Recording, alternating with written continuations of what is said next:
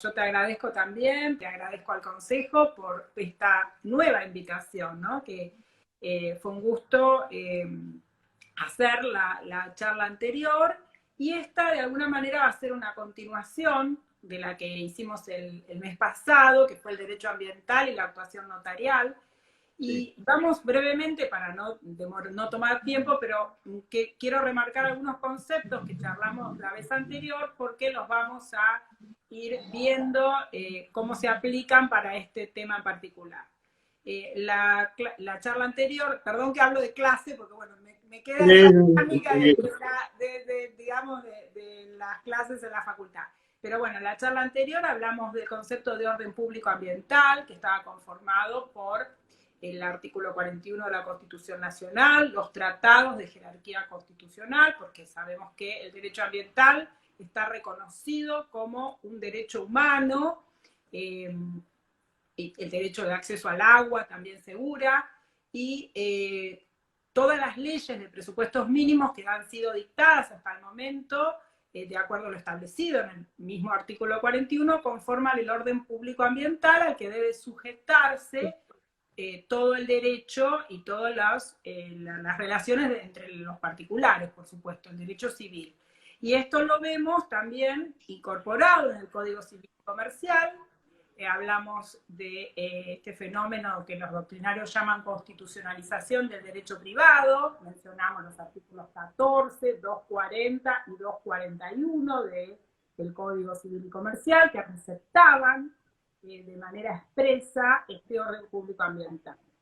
Y también hablamos de un nuevo paradigma que rige en el siglo XXI, por lo menos yo adhiero a esta teoría, que habla del paradigma de la función ecológica de la propiedad, así como fue la función, digamos, el código originario, ¿se acuerdan? En el siglo XIX era la propiedad, que era pleno, el derecho de dominio se entendía que era pleno, con ese use, no solo a usar, a servirse de los frutos, sino hasta abusar de la propiedad. Eso fue suprimido en el siglo XX con la doctrina de que la propiedad tenía un fin social. Entonces se modificó el Código Civil de Vélez, pero en el siglo XXI ya vamos a ver con todo este orden público ambiental que tenemos una nueva visión, que sería el de la función ecológica de la propiedad. Y hablamos del rol nuestro como notarios en este nuevo ámbito, y bueno, marcamos tres aspectos, ¿no? Primero, el aspecto que tenemos todos como personas, como vecinos, como ciudadanos, habitantes, con esa obligación, ese deber de preservar el ambiente, que nos dispone el artículo 41 de la Constitución, así como todas las constituciones provinciales que incorporan en mayor o menor medida el reconocimiento de este derecho al ambiente. Y además un segundo aspecto, que sería como profesionales, como operadores del derecho. Acá no nos tenemos que olvidar de esa disposición que ya estaba en el Código de Vélez y que está en el Código Civil y Comercial, el artículo 1725, ese famoso, la valoración de la conducta, ¿no? Cuanto mayor es el deber de obrar, con prudencia, al pleno conocimiento de las normas. Y como tercer aspecto, este rol que tenemos como notarios, cómo son las herramientas con las que nosotros contamos para poner en práctica, para hacer efectivo el reconocimiento de este derecho. Hablamos de las actas de comprobación y constatación en casos de contaminación, bueno, por supuesto también en casos de preservación del patrimonio natural y cultural, nuestra posible intervención en las evaluaciones de impacto ambiental, los procesos de participación ciudadana, por ejemplo, las audiencias públicas, haciendo un control de legalidad. Y yo insté en ese momento una idea que habíamos propuesto hace ya bastantes años, de trabajar en conjunto, en coordinación con otros colegios profesionales, como abogados, arquitectos, agrimensores, ingenieros, y también, por supuesto, celebrar convenios con las autoridades, que son las que tienen la obligación también de proveer a la protección de este derecho, tanto a nivel de las autoridades administrativas como también el Poder Judicial. podernos poner como peritos notarios ambientales, o sea, ahí hay todo un nuevo ámbito de, digamos, de ejercicio que nosotros tenemos que salir, creo que no nos tenemos que dejar de subir a este tren, porque la realidad es que el derecho ambiental no es una moda, no es algo pasajero, sino que es algo que ya está en el orden, o sea, está en nuestro derecho positivo, y no se trata solamente de algo abstracto, o de, no sé, de proteger los derechos de las mariposas, los pajaritos y Bambi, sino también... No, no, pero decís muy bien porque mira, ayudo para darle un poco de amenización a lo que vos decís. En las carreras de grado nuestros, sin duda, más de uno transitó esa etapa donde estas materias por momentos se notaban abstractas y si se quiere por el perfil de todo lo que exige la carrera de grado en sí. Pero cuando vemos la realidad nuestra y lo bien que haces vos en desarrollar esto con esta especialidad, hoy más que nunca, hoy más que nunca. Si a alguien le queda un poquito de dudas, no, no hace falta más. Así que bueno, disculpa la interrupción, pero No, por agrego favor. pues me sonreía. Me encanta la interrupción y aprovecho a decirle a todos los que nos están acompañando, además de agradecerles que nos acompañen, que todas las consultas, los comentarios, las participaciones son bienvenidos y nos enriquecen y bueno, que nos ayudan también a conocer todas las realidades, porque estamos en un ámbito federal, así que bueno, vamos a ver que tenemos distintas realidades en las regiones. Y mira, justamente, Leti, para que no se nos pase, porque ahí yo debería haberlo recordado al principio, si bien la mayoría lo tiene presente, a preguntafederal@gmail.com nos envían. En la medida que podamos dentro de esta charla, por ahí aprovechamos para también dar algún tipo de respuesta. Pero sin duda, por ahí hay materias que van a ser desarrolladas en la semana. Yo te paso si hay preguntas y se responden. Pero recordamos entonces ese canal que nos va a venir muy bien. Yo por ahora desactivé los comentarios para que vos puedas desarrollar la charla, pero luego los volvemos a activar. Gracias. Perfecto. Bueno, vamos a primero hacer para la organización metodológica y por el tiempo que tenemos, vamos a hacer primero una breve descripción del concepto de patrimonio natural y cultural, de la normativa vigente a nivel nacional, y después nos vamos a dedicar a tres ejes temáticos dentro de este tema, que, perdón la redundancia, que son protección de los bosques nativos, preservación de los humedales y preservación de los inmuebles con valor histórico, arquitectónico y cultural. Eso no quiere decir que no haya muchísimos más temas que entren aquí, pero bueno, por una cuestión de tiempo no los vamos a tratar, pero por supuesto que hay otros temas tan interesantes como la protección de la fauna silvestre, la protección de los acuíferos, o sea, tenemos muchísimos más ámbitos para trabajar, pero bueno, será motivo después de otro encuentro o si les interesa de otra reunión. Bien, el concepto de patrimonio natural y cultural, ya algo hablamos en la charla anterior, que nuestra Constitución recepciona el artículo 41 en un concepto amplio, o sea, no engloba solamente a los recursos naturales, sino también a los recursos, o sea, todos los recursos naturales y artificiales, o sea, todas las creaciones del hombre a través de sus obras artísticas, de su ingenio, de su capacidad creadora y artística. Todo eso entra en el concepto de cultura, que sabemos que es lo que define la identidad de un pueblo, de un país, de una nación, y todo tiene, digamos, es susceptible de protegerse y encuentra protección y recepción en este artículo 41 de la Constitución Nacional. Aquí se recoge un concepto que fue acuñado en la Convención de París, que es una convención internacional suscrita en 1972, se la conoce también como la Convención de la UNESCO, porque tiene, o sea, un origen muy interesante, porque bueno, después de la Segunda Guerra Mundial, con todos los flagelos, por supuesto con pérdidas humanas y demás, pero también se dio toda la pérdida de patrimonio histórico, cultural y artístico, entonces bueno, eso generó una suerte de preocupación por la comunidad internacional que se movilizó años después cuando en Egipto se decide construir una represa, la represa de Asuán, que tenía proyectado inundar todo el templo de Abu Simbel, que era donde estaban los colosos, o sea, unos monumentos, digamos, del Egipto clásico, que la comunidad internacional dijo, pero esto se va a perder para la humanidad. Entonces, bueno, ahí sale un poco esa idea de decir, esto no pertenece solo a una cultura, solo a un país, sino que es digno de preservar para toda la humanidad.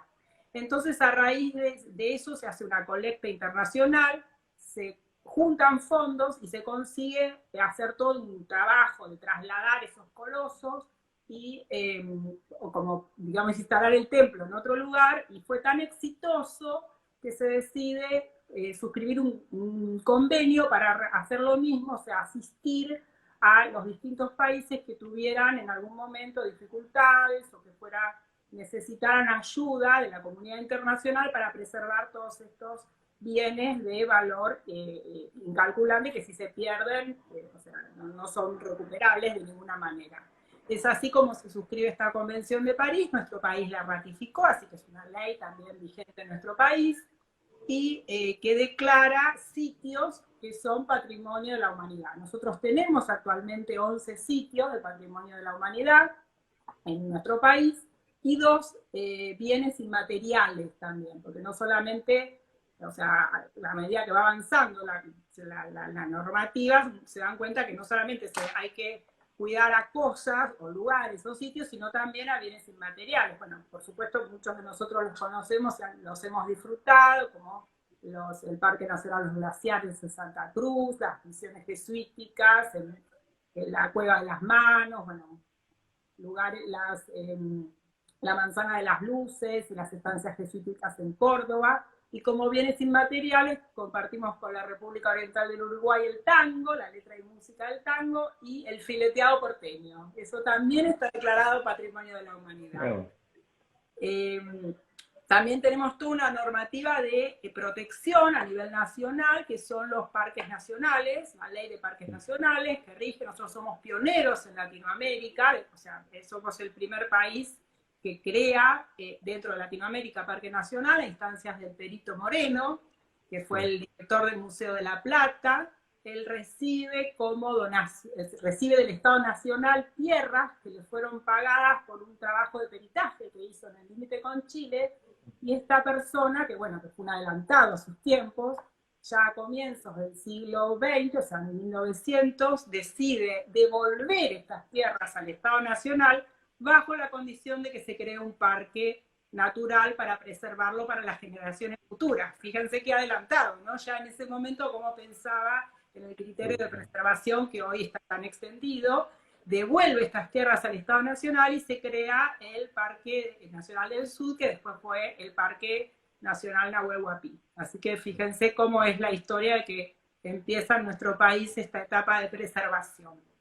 En esta ley de parques nacionales hay 3 categorías jurídicas protegidas, que son parques nacionales, reservas nacionales y monumento natural. Monumento puede ser una especie, una cosa, por ejemplo, la ballena franca austral, el yaguareté, que tienen declaración de monumento. Es muy interesante esta temática, y sobre todo en estos momentos que nos vemos limitados de viajar, de visitar, de hacer excursiones, así que bueno, un poco nos transporta a estos lugares tan fantásticos, pero realmente no tienen una incidencia, a lo mejor en nuestra función, porque todos estos inmuebles, estas tierras van a pertenecer al dominio público. Así que no es lo que nos vamos a concentrar ahora. Ahora vamos a hablar de los inmuebles que pertenecen al dominio privado, o sea, está en dominio de los particulares, pero van a tener una fuerte restricción al dominio justamente por el interés de la comunidad para preservarlo. Y ahí también se generan los conflictos, ¿no? A veces de intereses entre el interés particular y el interés general de la preservación del ambiente. Lo tenemos muy claro resuelto en el Código Civil y Comercial, el artículo 14, cuando habla de los derechos particulares, los derechos individuales y los derechos de incidencia colectiva. Dice claramente que prevalecen los derechos de incidencia colectiva. Así que bueno, esto es un poco, digamos, yo sé que a lo mejor para la ortodoxia civilista estas cuestiones de que se vea tan limitado el dominio son un poco a veces difíciles, ¿no?, de aceptar, pero está en la norma, o sea, ya ahora, como decíamos antes, no es algo abstracto, no es un deseo, una idea, sino que ya es derecho positivo vigente. Sí. Bueno, el primero de los temas que habíamos mencionado era la protección de los bosques. Y vamos a ver que en nuestro país tenemos una ley de bosques, que es la 13273 del año 1948. Fíjense que, o sea, la data, ¿no? Es de la misma época de la ley de arrendamientos y de parcerías rurales. Es una ley que define el concepto de bosque como toda formación leñosa, natural o artificial. O sea, se va a aplicar tanto para bosques nativos como para bosques cultivados. Es una ley de adhesión, lo dicta el Congreso de la Nación e invita a las provincias a adherirse, y todas las provincias de la República Argentina han adherido, así que está vigente en todo el país. Declara de interés público la defensa, mejoramiento y ampliación de los bosques.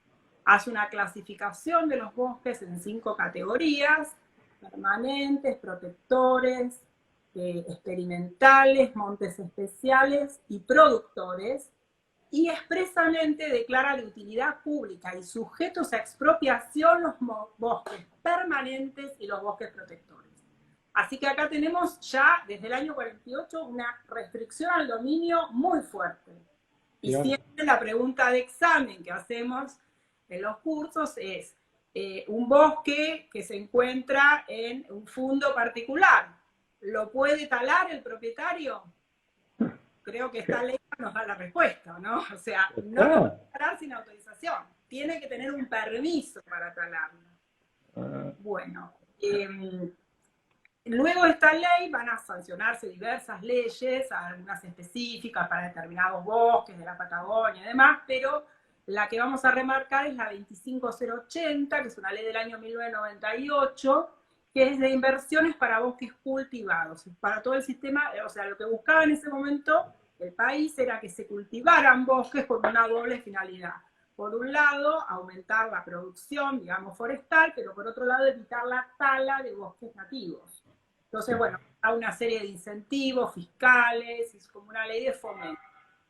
Pero, ¿qué pasó? Se dieron cuenta que se fomentaba, pero era muy difícil que vinieran inversiones porque la tierra es muy cara, ¿no? Entonces, la inversión forestal requiere esperar mucho tiempo para que tenga un retorno a esa inversión, porque los bosques demoran en crecer.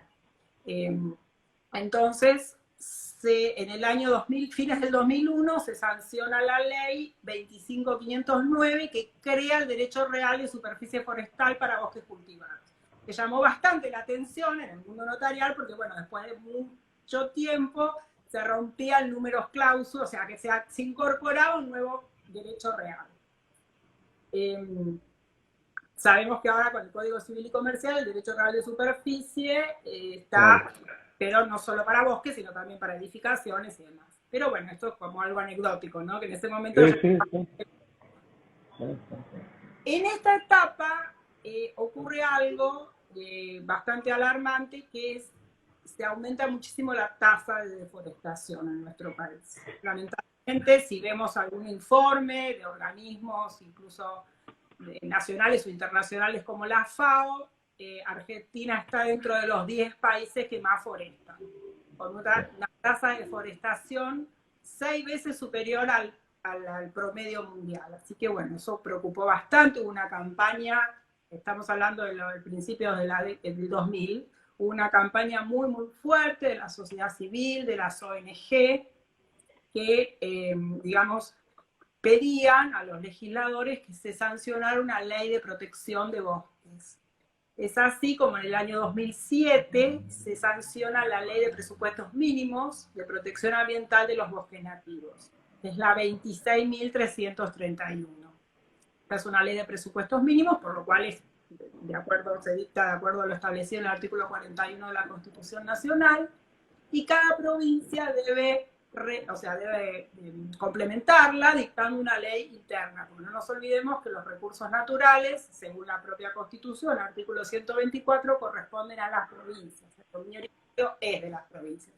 Entonces, bueno, siempre las leyes de presupuestos mínimos como que tienen un poco esa tirantez, si se quiere, por el federalismo, ¿no? En nuestro país, porque las provincias a veces sienten que la nación avanza sobre sus facultades, reglamentando, disponiendo o cercenando el derecho que tienen de utilizar sus recursos naturales. Así que bueno, a veces esas cosas, generalmente estas leyes de presupuestos mínimos son como muy debatidas, muy negociadas, ¿no? Es un tema político también, ¿no? Sí. Tenemos que desconocer.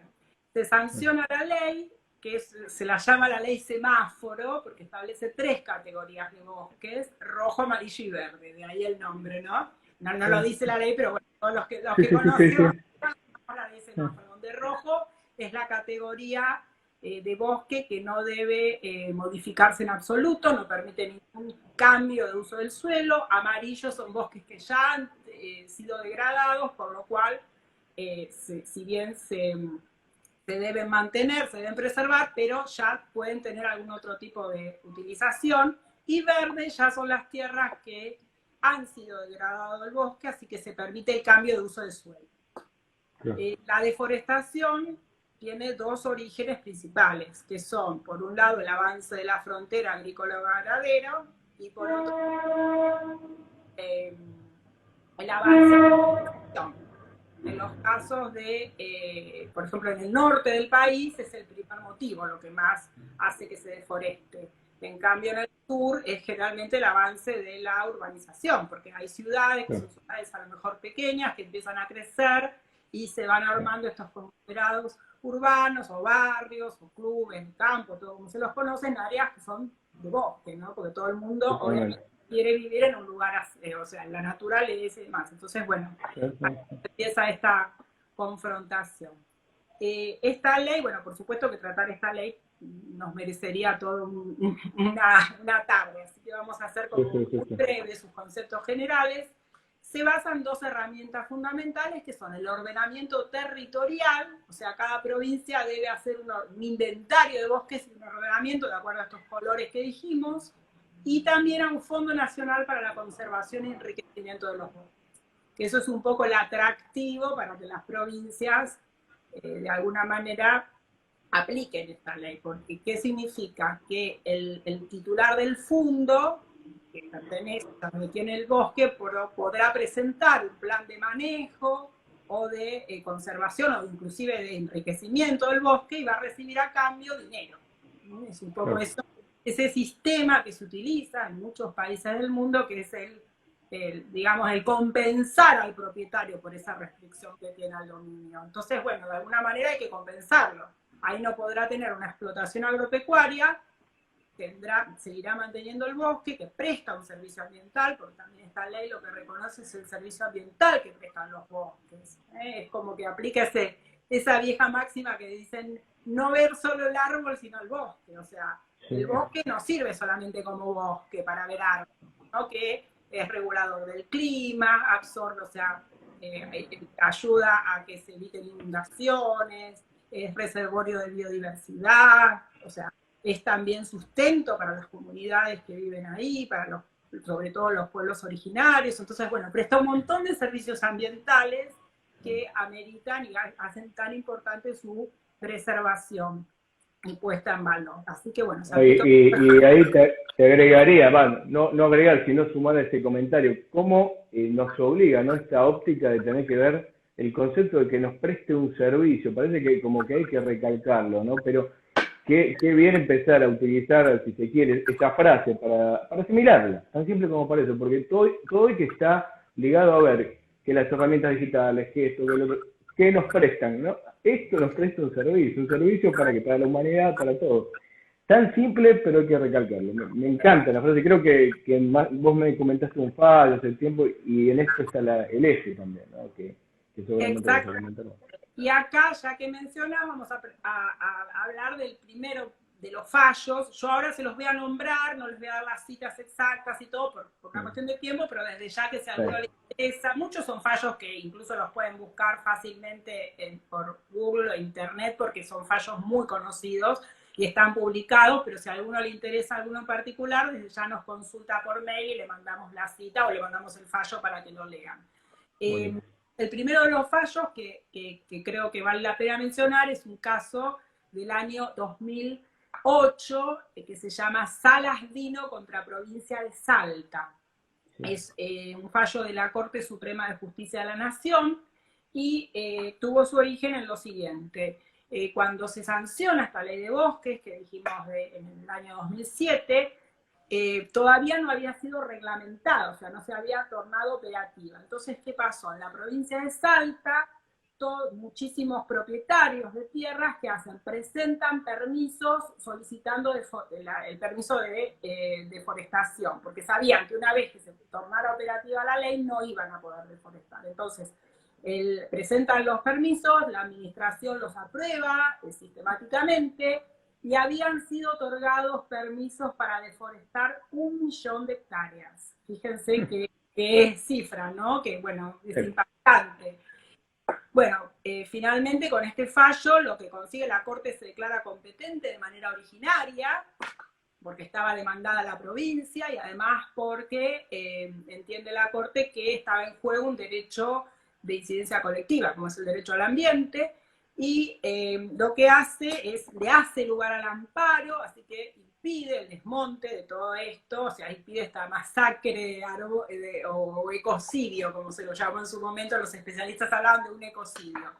Entonces, bueno, llegan en queja a la Corte, consiguen esto y la Corte lo que hace es cita una audiencia pública donde tenía que presentarse la provincia, la nación, las personas involucradas, porque este amparo lo presentaron organismos, o sea, pueblos originarios y grupos de campesinos, así que bueno, mandan a sus representantes para que expusieran digamos, sus opiniones, y la Corte también incluye algo muy interesante que dice, manda que se haga una evaluación de impacto ambiental acumulativa. O sea, no bastaba con que cada propietario del fondo presentara la evaluación de impacto ambiental, porque a lo mejor individualmente que deforestaran 300 hectáreas, 200 hectáreas no era tan grave, pero había que hacer una evaluación de impacto ambiental acumulativa, algo que es, digamos, como una creación de la Corte, ¿no? Muy interesante en este fallo. Y otro fallo también más reciente, muy interesante, es el caso Mamani, Agustín y otros contra Estado provincial, que esta es la provincia de Jujuy. No sé si tenemos algún colega de esas provincias que nos están escuchando, pero seguramente deben conocer el caso. Se había otorgado un permiso de desmonte de un predio de 1.400 hectáreas, y bueno, presentan también una acción pidiendo la declaración de inconstitucionalidad de este permiso, porque afectaba también a la ley de bosques y, bueno, derecho al ambiente. El juzgado de primera instancia hace lugar y declara la nulidad de esas autorizaciones de desmonte, llegan al Superior Tribunal de Justicia de Jujuy, y el Tribunal de Justicia revoca la decisión. O sea, le hace lugar a la empresa que había pedido, digamos, el desmonte y a la provincia que también había apelado, por considerar que no estaba aprobado el daño realmente. O sea, por la cuestión, entonces, bueno, llegan en queja a la Corte Suprema de Justicia de la Nación y la Corte hace un llamado de atención al Tribunal Superior de Jujuy y, aplicando el principio precautorio, que es un principio del derecho ambiental, revoca esas autorizaciones de desmonte y resuelve la cuestión de fondo. Porque en el caso anterior, en Salas Dino, la Corte en realidad no resolvió la cuestión de fondo, sino que resolvió la medida cautelar y mandó que se resuelva la cuestión de fondo a la jurisdicción local, a Salta. En cambio, en este caso de Jujuy, la Corte resuelve la cuestión de fondo y, bueno, hace un enunciado muy interesante de la importancia de los bosques y demás. Así que también es un fallo muy interesante para leer. Y acá, con esto que mencionamos de las jurisdicciones locales, por lo que dijimos antes, no nos olvidemos que van a ser en las provincias donde deben generalmente resolverse estas cuestiones, y son obviamente las provincias las que van a otorgar los permisos de desmonte o, bueno, o los planes y demás. un colega nuestro, que seguidor de estas capacitaciones, nos aportó que en su provincia, que es la provincia de Santa Fe, es el colega Mario Bianchi, hay una ley provincial, en el marco de la ley provincial, que aprueba el ordenamiento territorial y protección del monte nativo. Desde hace un tiempo es obligatorio que en los certificados de catastro figure si debe constar si el predio está afectado a bosque nativo, según la categoría rojo, amarillo. Así que fíjense ya como hay jurisdicciones donde es obligatorio esto. Por supuesto que recomendamos que debe figurar en la escritura traslativa de dominio, ¿no? Cuando uno transcribe, porque es una restricción al dominio muy importante. Entonces, desde ya tiene que figurar para también conocimiento de quien requiere. Así que, bueno, eso también es una aplicación práctica que recomendamos. Bueno, pero vemos cómo se van aplicando en las distintas jurisdicciones toda esta normativa. Sí. El segundo de los temas que queríamos hablar, que es de plena actualidad ahora, es la protección o preservación de los humedales. Los humedales son tierras, digamos, ecosistemas muy delicados, que también, o sea, generalmente se trabaja mucho sobre los bosques y no tanto sobre los humedales, pero los humedales inclusive son hasta más frágiles que los bosques y además prestan. Primero, en realidad, se empezaron a preservar, o se empezó a pensar en la preservación como hábitat de aves, pero en realidad actualmente se reconoce que prestan servicios ecosistémicos muy importantes, porque en realidad son los que filtran las aguas contaminadas, porque ahí van, digamos, los arroyos desembocan y a veces vienen aguas contaminadas, son filtrados en los humedales, también sirven para evitar inundaciones en otros lados, porque es como que ahí va a escurrir toda el agua, ¿no? Cuando hay distintas, o sea, muchas precipitaciones y demás. Así que bueno, también hay una convención internacional de 1971 que nuestro país ratificó, que se llama Convenio de Ramsar, toma el nombre de la ciudad iraní donde se firmó esta convención, y digamos, declara humedales de interés internacional. Nuestro país también tiene 23 sitios Ramsar reconocidos, entre los que están los esteros de Liberal, la bahía de San los esteros de Liberal, la provincia de Corrientes, ¿no? La bahía de San Borombón en la provincia de Buenos Aires, Villavicencio en Mendoza, bueno, el Palmar en Entre Ríos, Laguna de Mar Chiquita en Córdoba, o sea, desde el norte al sur del país tenemos distintos sitios Ramsar declarados, y actualmente está, digamos, muy en los medios y en las redes sociales habrán visto todo este pedido de una ley de humedales ya, o sea, se está hablando mucho de esto por la cuestión de los incendios en el delta del Paraná, que se están sucediendo desde hace, bueno, en estos últimos meses, ¿no? Agravando también toda esta situación de pandemia, porque toda esta nube de humo, digamos, agravan los problemas respiratorios, bueno, también irritación en los ojos y demás, incluso llegaron grandes nubes, digamos, o sea, este humo llegó a las ciudades como Rosario, Victoria, así que bueno, todo esto está bastante, hay mucha preocupación y esto vuelve a avivar, digamos, esa necesidad de contar con una ley de preservación de humedales que hasta el momento no existe, no ha sido sancionada, sí hay varios proyectos que ya se están tratando en la Cámara de Diputados y demás, y bueno, no sería raro que en breve sea sancionada una ley de humedales, porque está, digamos, hay un reclamo como muy fuerte de las ONG. Así como comentamos antes que pasó con la ley de bosques hace unos años, ahora se están trabajando muy fuerte con este tema de humedales. Tal es así que el 11 de agosto, o sea, este mes, hace muy poco, la Corte Suprema de Justicia se declaró competente en una acción de amparo colectivo ambiental que presentó una organización ambientalista, una asociación civil, contra el Estado Nacional, las provincias de Santa Fe, Entre Ríos y las municipalidades de Rosario y Victoria, para que digamos, se investigue y se trabaje sobre estos incendios irregulares que provocaron todo este, digamos, gran incendio en las islas del Delta, porque normalmente empiezan estos problemas cuando se hace digamos, esta costumbre que está en en muchas regiones en el campo de quemar, digamos, las pasturas para renovar las pasturas y bueno, lamentablemente a veces se sale de control y se provoca incendios. Ya había pasado, en el año 2008 había habido unos incendios muy, muy fuertes que llegaron hasta la ciudad de Buenos Aires, ¿no? Así que bueno, eso ahora está, también la Corte decidió citar a la provincia de Buenos Aires por una cuestión de la cercanía, como para averiguar qué es lo que está pasando, y como cautelar dispuso que de manera inmediata se cree un comité de emergencia ambiental para trabajar en esta cuestión. Así que bueno, el tema de los humedales es algo que está como muy, muy candente ahora. Hay un fallo también muy interesante que mencionamos en la charla anterior, que es el caso Majul Julio contra Municipalidad de Pueblo General Belgrano, en la provincia de Entre Ríos. Y acá es interesante también mencionarlo porque nos habla de la conflictibilidad en materia ambiental. Actualmente en materia ambiental hay un alto grado de judicialización de las cuestiones, ¿no? Y esto nos está hablando de dos cosas.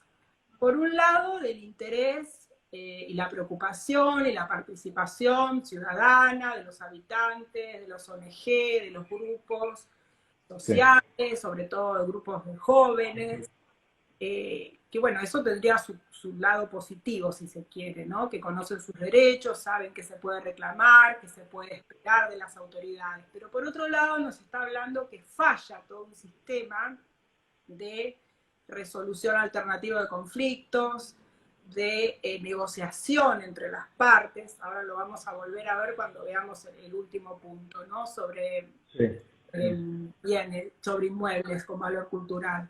Entonces, creo que acá nosotros como notarios tenemos mucho para trabajar porque, o sea, el mejor juicio ambiental es el que no se inicia, ¿no? Porque quiere decir que se pudo resolver de otra manera. Así que... Y te agrego, Leti, vos lo que decís es clave. Vos sabés que mientras te escuchaba, ¿no? Pensaba cuántas de las charlas que hemos tenido a la Junta en sí, a la Junta Ejecutiva del Consejo Federal, le vino muy bien porque naturalmente tuvimos que reformular la agenda institucional que teníamos en este caso. Pero esta charla, vos no sé si sos consciente de lo que nos está contribuyendo, porque ya desde la charla pasada y esta que se van complementando, pasó a ser un tema de análisis nuestro en distintas áreas que ya se habrán contactado y yo aprovecho para contárselo un poco al resto del público. Y esto va a ser parte, fíjate lo que acabas de decir vos, proyecto de ley que está en curso, donde ahí podemos estar viendo en esta situación tan, digamos, necesaria de la intervención notarial que puede llegar a darse en una cuestión como los humedales y los factores ambientales que afecta.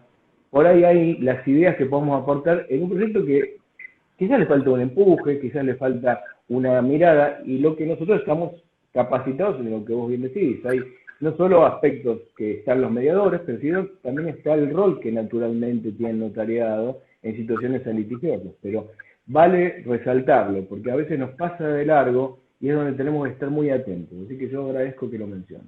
No, ahora igual lo vamos a volver a reforzar a continuación. Bien. Bueno, este fallo Majul, que también es muy interesante, en la provincia de Entre Ríos, creo que algo comentamos, pero brevemente contamos que se inicia porque se hace un emprendimiento, un barrio náutico, que se iba a llamar Amarras de Gualeguaychú.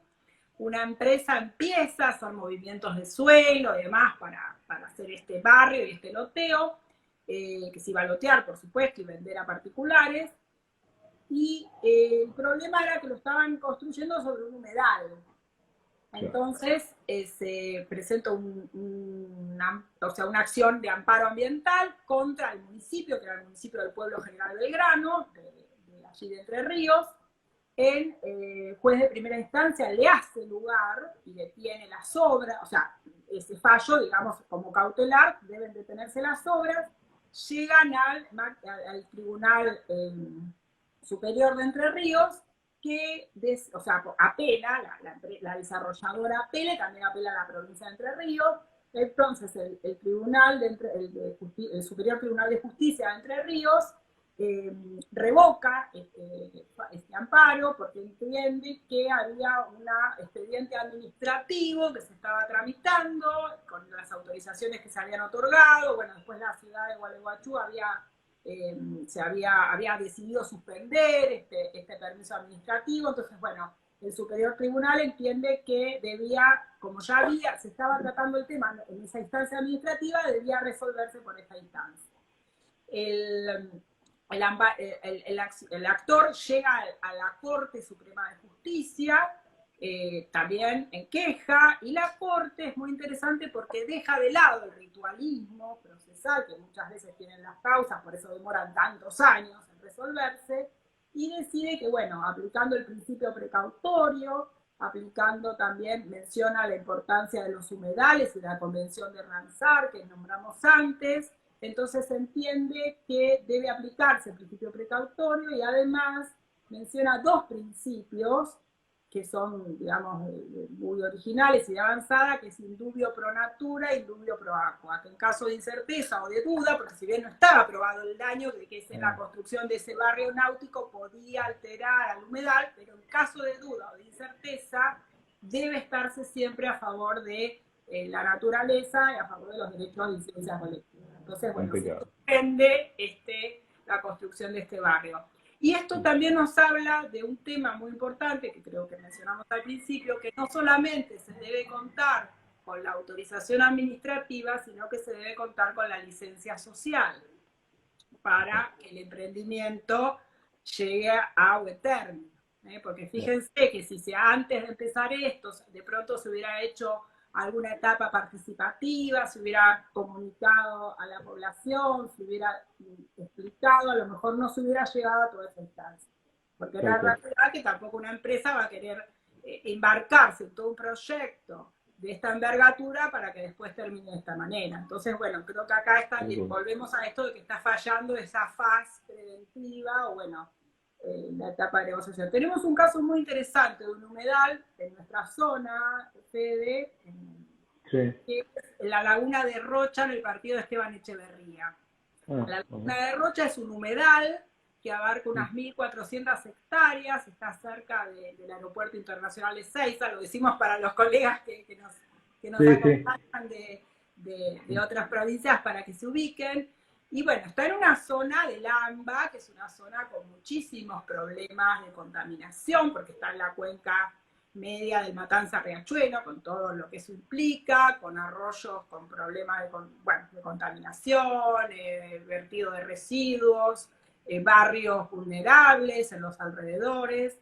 Y bueno, esta Laguna de Rocha, este humedal, fue declarado, una parte del humedal fue declarado, 600 hectáreas fueron declaradas protegidas por ley provincial, es una reserva provincial.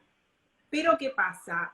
Esa primera ley que declara la reserva, hay una ley posterior que saca de la reserva, digamos, o sea, excluye unas 64 hectáreas de tierras que pertenecían al Estado Nacional, que el Estado Nacional se la cedió a 2 clubes de fútbol de primera, que no vamos a decir cuáles son para que no nos abandonen los... En breve ya empieza el mensaje textual. Bueno, que uno de los clubes no le interesó, digamos, hacer nada porque construyó un predio en otra localidad. Pero hay unos clubes que tienen todo un proyecto de construir un campo de alto rendimiento para entrenamiento de los jugadores, o sea, por supuesto todos fines muy loables, porque es el deporte, la recreación, es algo que incluye incluso a los jóvenes, a las personas, o sea, eso está muy bien, pero se olvidaron que lo quieren construir en un humedal. Entonces, bueno, ¿qué pasó? Una asociación civil también presenta en el año 2013, miren cuánto tiempo ya, presenta una acción que se llama Asociación para la Protección del Medio Ambiente y Educación Ecológica 18 de octubre contra la provincia de Buenos Aires. Demanda a la provincia de Buenos Aires por inconstitucionalidad esa ley, esa segunda ley que excluyó las hectáreas estas, que es la 14.516 de la provincia, y bueno, esto generó todo un enfrentamiento entre el club, la provincia, los vecinos, las ONG, la Corte, la Suprema Corte de la provincia de Buenos Aires, que entiende la causa, digamos, hace lugar a esa cautelar y suspende las obras hasta que se resuelva la cuestión de que el plan de manejo. Y lo que la ley prevé es que crea, o sea, la primera ley, la que declaró la reserva, crea en su artículo segundo un comité de gestión de la laguna, de la reserva Laguna de Rocha. Ese comité de gestión debe estar conformado por el municipio, los organismos nacionales y provinciales competentes, o sea, sobre ambiente, y las organizaciones de la sociedad civil. Muy interesante porque es a los fines de promover la articulación de todos los sectores y todos los intereses y que se haga un plan de manejo consensuado entre todas las partes involucradas. Bueno, ahora, ¿qué pasa? En junio de este año, en plena vigencia del ASPO, el intendente de la municipalidad, que es digamos, el presidente del comité de gestión, presenta una nota a la Suprema Corte explicando que, bueno, que el club presentó el plan de manejo de obras y como nadie se opuso, ningún vecino, ni ninguna organización, ni nadie objetó nada, quedaba aprobado el plan. Bueno, además está decir que estalló bueno, ¿no? Entren en las redes si quieren ver y van a ver lo que pasó. Por supuesto que la asociación hizo reserva a la cuestión federal, así que no sería raro que esto se vaya a la Suprema Corte, ¿no? Si es que no se resuelve, por eso a lo mejor se logra algún consenso, alguna resolución, pero si no, no sería raro que después, en algún tiempo, nos enteremos que es la Suprema Corte, ¿no? Y lo lamentable de esto, un poco de lo que estábamos hablando, que cómo se puede evitar todas estas cuestiones, ¿no? Con métodos a lo mejor haciendo, digamos, algún tipo de laudo arbitral, también escuchando a las partes. Así que, bueno. Claro, claro. El último de los temas, que tal vez es el que va a tener más incidencia, los notarios que ejercemos en la ciudad, en el área metropolitana, y por supuesto en las ciudades también de las distintas provincias de nuestro país, porque está relacionado con el derecho urbanístico también, que es los inmuebles con valor arquitectónico, histórico y cultural. Acá, antes que nada, vamos a recordar que el artículo 75, inciso 19 de la Constitución Nacional, en el último párrafo, da la atribución al Congreso de la Nación dictar leyes que protejan el patrimonio artístico y los espacios culturales. Y bueno, por supuesto que hay muchísimas leyes de protección de los yacimientos paleontológicos, arqueológicos, que tampoco vamos a detenernos ahora, por lo que dijimos antes, vamos a dedicarnos a los bienes de dominio privado, que están digamos, en cabeza de los particulares, porque bueno, acá tenemos dos posibilidades. La primera es que estos bienes se incorporen al dominio público, o sea, que los expropie el Estado, que lamentablemente sabemos que, bueno, por todas las emergencias económicas, por un montón de necesidades que tiene el Estado, no hace falta que ahora, justo en este momento de pandemia, y que aclaremos nada al respecto, muchas veces no se llega a concretar, y la segunda posibilidad o alternativa es que quede en el dominio de los particulares, pero con gravosas limitaciones a la propiedad privada en interés de público, todo lo que hablábamos al principio. Y bueno, acá vamos a encontrar también, creo que es el sector donde más conflictividad vamos a encontrar y con mayor causas judiciales. Bueno, la ciudad de Buenos Aires es inmenso, la ciudad autónoma de Buenos Aires tiene una ley de la ciudad que impedía demoler directamente, no se podían demoler inmuebles cuyo plano era anterior a 1941. Esa ley tenía una vigencia hasta el año 2011. Pero ¿qué pasó? Los jueces, o sea, la Cámara, lo contencioso administrativo y tributario de la Ciudad de Buenos Aires, dictó varios fallos donde decide prorrogar, o sea, por supuesto no es que prorroga la vigencia de una ley, porque el Poder Judicial no puede hacer eso, pero decide que se mantenga esta prohibición, o sea, por mandato jurisprudencial, todo inmueble que se va a demoler cuando se presenta el plano, si tiene, o sea, si la data es anterior a 1941, se debe frenar la demolición, debe pasar por todo un análisis a ver si contiene algún tipo de valor arquitectónico, cultural, histórico, porque no nos olvidemos también que hay un montón de edificios donde vivió determinada persona de la cultura, escritores, próceres, historiadores, y bueno, también hay que decir que un montón de patrimonio se perdió. Muchísimo patrimonio ya fue perdido. Hay muchísimas acciones, bueno, hay una que es muy conocida, una asociación que se llama Basta de Demoler, por la preservación del patrimonio arquitectónico de Buenos Aires, que permanentemente va interponiendo acciones. Y un caso, creo que también, porque ¿qué pasa? También nos tenemos que poner en el lugar del titular de dominio, ¿qué pasa cuando le declaran el inmueble como patrimonio histórico? Entiendo. No puede modificarlo en absoluto, pero tampoco puede mantenerlo, o sea, no lo puede vender para otros usos, o a lo mejor tampoco lo puede alquilar, porque no se puede, digamos, alterar la fachada, y a veces son inmuebles muy costosos de mantener, ¿no? Claro. También hay un tema de salubridad y seguridad que si con lo que pasa, que si se desmorona algo, cae el armamento, también hay un peligro para la gente que pasa por la vereda. Entonces, bueno, es un tema bastante complejo. Así que hay un fallo muy interesante, que es el caso, se llama Zorrilla Susana contra el Estado, que era la casa que perteneció al escritor Lucio B. Mansilla.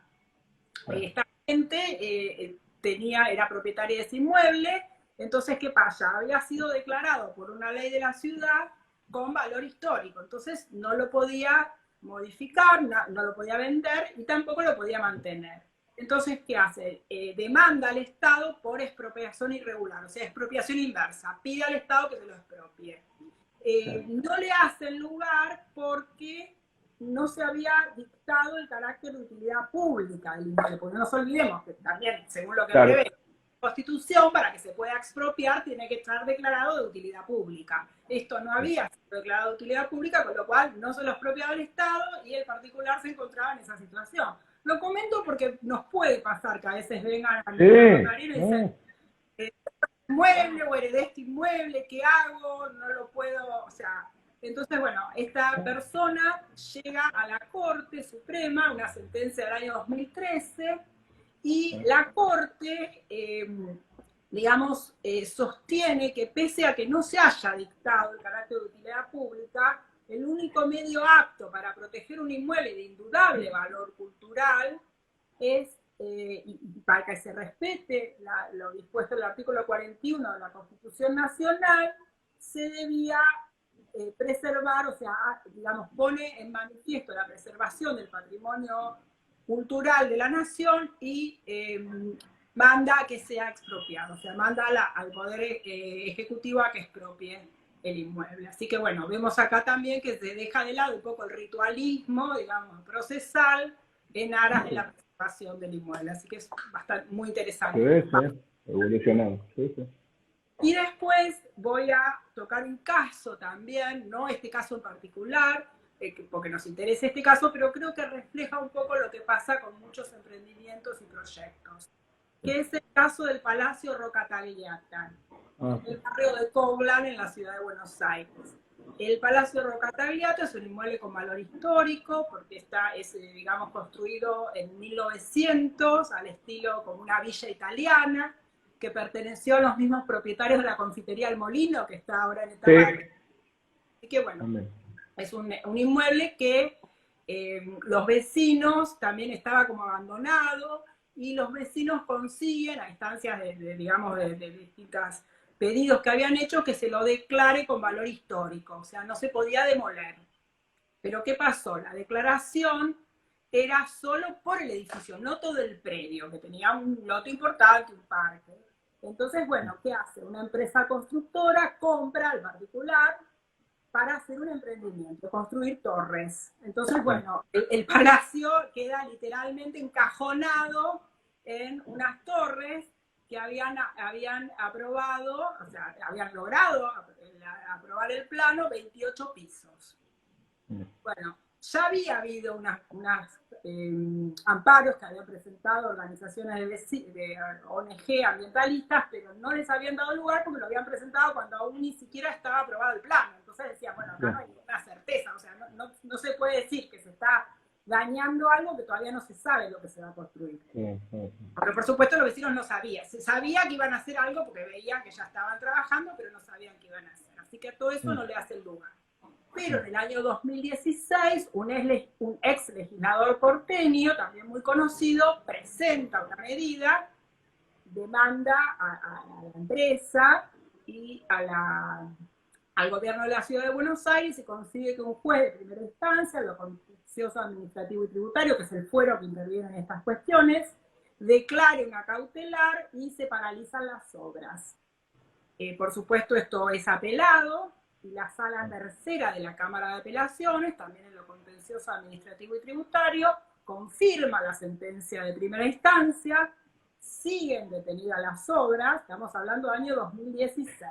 Año recién en el 2019, en noviembre del 2019, se expide el Tribunal Superior de Justicia de la Ciudad de Buenos Aires, desestima los planteos, porque, bueno, lo que decían las instancias anteriores, que había sido un exceso de la administración aprobar esos planos, porque, bueno, se había excedido la altura, una serie de cuestiones, bueno, que sabemos que ya tienen que ver con el derecho urbanístico, el tema de los metros que se pueden construir, los retiros, el FOT, el FOS, la densidad, o sea, esto que, bueno, que normalmente siempre nos explican los agrimensores y los arquitectos, pero que debemos manejar, no digo que tenemos que ser profesionales de eso, pero que debemos entender.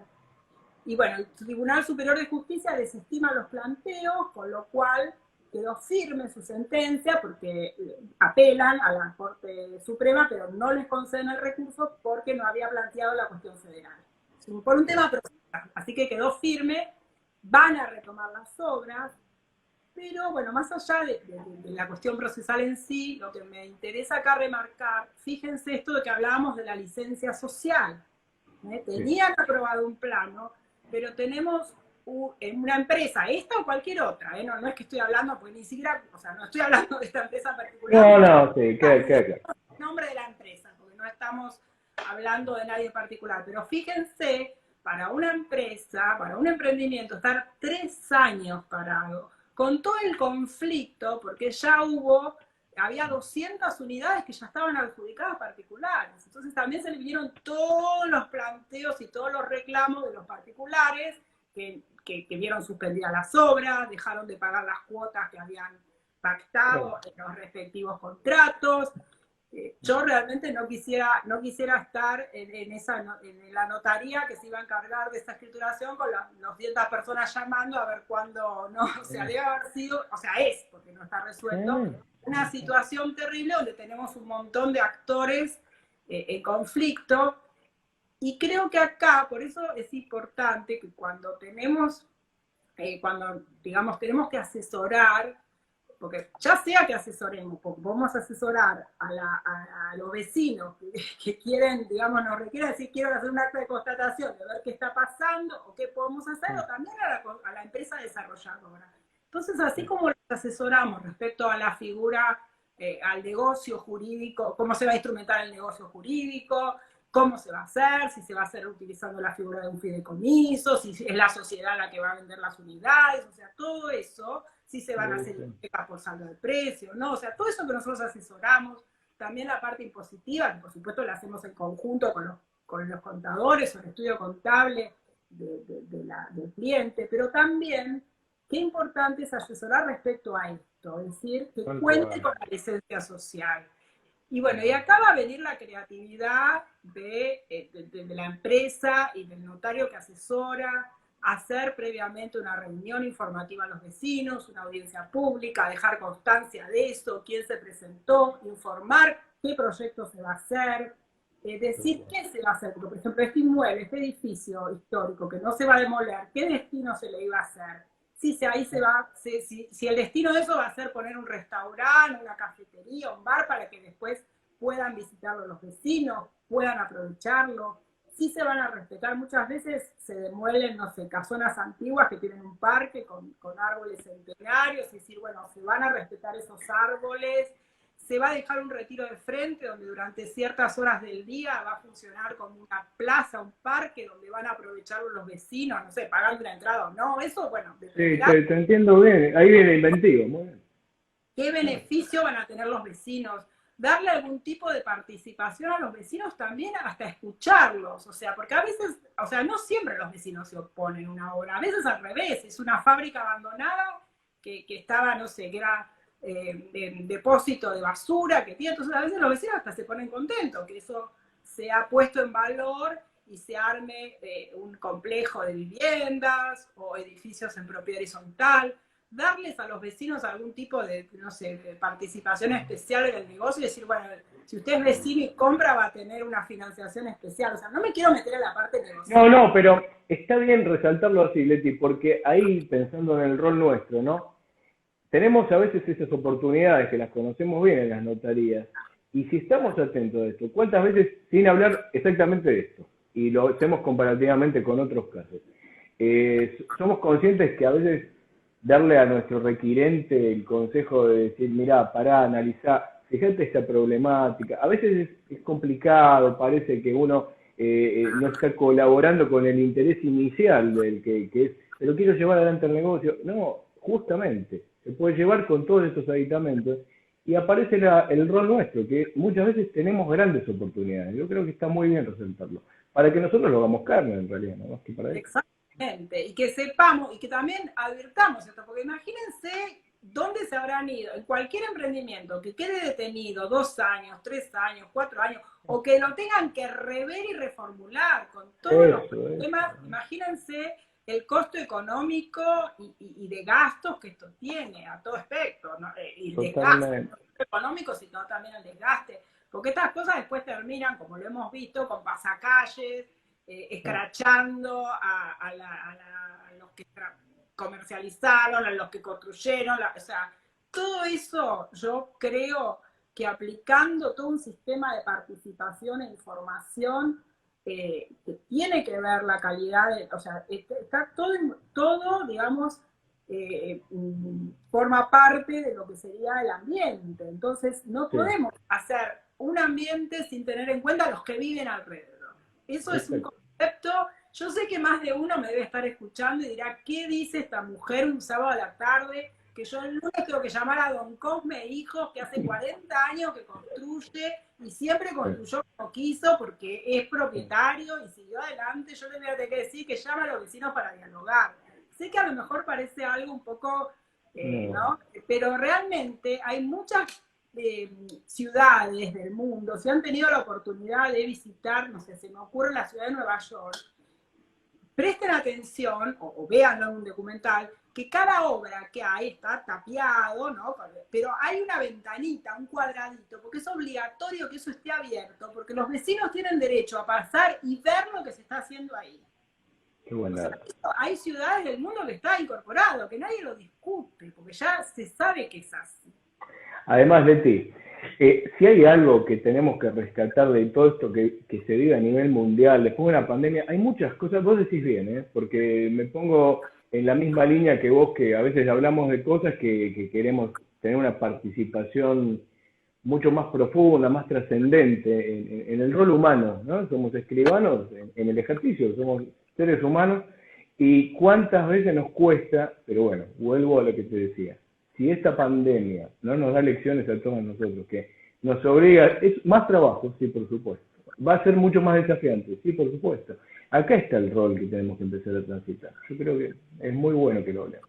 Muy bueno. Sí, a veces será más trabajo y más desafiante, pero también trae muchas recompensas, porque Sí. que venga el cliente después y nos diga, escribano, qué suerte que usted nos avisó esto, o qué bueno que pudimos verlo, realmente creo que eso es una satisfacción que va más allá del honorario, que por supuesto tenemos que cobrar y nos tienen que abonar, o sea, es una satisfacción que nosotros nos hace, bueno, creo que todos los que nos dedicamos a esto con vocación sabemos de qué se trata, ¿no? Y también trabajar en conjunto, como decíamos antes, con los colegas abogados, arquitectos, agrimensores, ingenieros, Interdisciplina, hay ¿eh? mucho para Sí, colaborar. Y bueno, para cerrar, lo único que voy a decir es una frase que no es nueva, que se repite permanentemente en cuestiones de ambiente y sobre todo de preservación del patrimonio natural y cultural, que es que el patrimonio no lo heredamos de nuestros padres, sino que lo tomamos prestado de nuestros descendientes. Entonces, bueno, ahí está la obligación nuestra de preservarlo y mantenerlo. Creo que ya lo dijimos la otra vez, así como nosotros tenemos que, cuando a nuestros requirentes, tenemos que estar preparados para asegurarle que puedan, digamos, todo, o sea, que a sus hijos o sus descendientes reciban, o sus sobrinos, sus ahijados, o quien ellos elijan, reciban la casa, el departamento, la chacra, el campo, que con tanto sacrificio mantuvieron, lo heredaron de sus padres. También tenemos que estar preparados para responder a los requerimientos de que puedan preservar el patrimonio natural y cultural. yo te agradezco formalmente, la verdad que enalteces al notariado con estas capacitaciones. Bueno, Leti, te Laura, mando y un gracias beso. a todos por acompañarnos. Que Bueno, tengan una excelente noche y nos vemos pronto. hasta Cariño para luego. Chao. Saludos a todos, ¿eh? Hasta luego. Gracias.